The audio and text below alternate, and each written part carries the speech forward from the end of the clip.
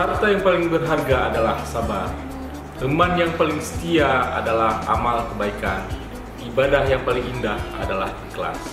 Melati semerbak munculkan harum mewangi sebagai penghias di hari Nan Fitri.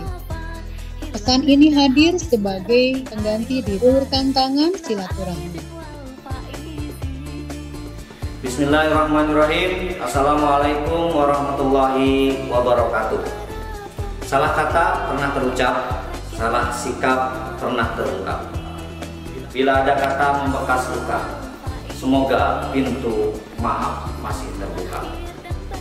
Kami atas nama pimpinan LPMP Aceh dan keluarga besar Lembaga Penjaminan Mutu Pendidikan Provinsi Aceh mengucapkan